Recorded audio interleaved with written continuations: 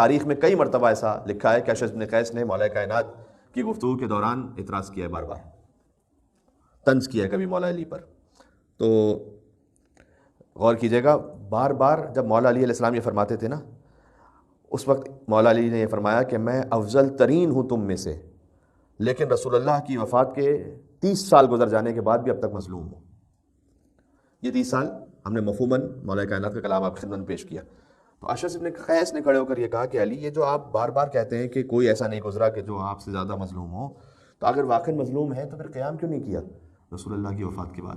قیام کیوں نہیں کیا پھر اگر آپ اتنے مظلوم ہیں تو مولا نے کہا اسمع منی.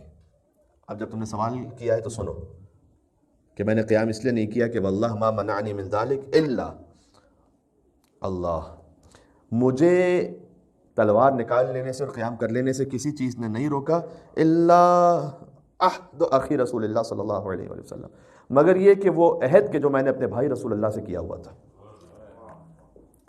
اس عہد نے مجھے روک کر رکھا.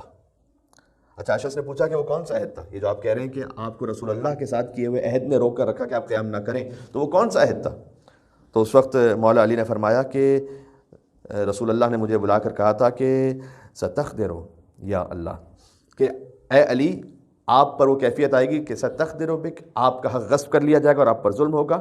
وتنقض عہدی، اور جو مجھ سے عہد کیا ہے مسلمانوں نے، جو میں نے ان سے عہد لیا ہے، وہ مجھ سے عہد توڑیں گے. وہ کون سا عہد ہے یہ؟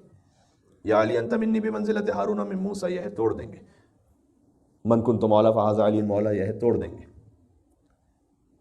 انا مدینۃ العلم وعلی بابھا، اس حدیث کا پاس نہیں رکھیں گے. لاؤطین الرایۃ غدا رجلا کرار وغیرہ فرحان، اس مولا کائنات کو جو رسول اللہ نے علم دیا تھا اس کا احترام نہیں رکھیں گے.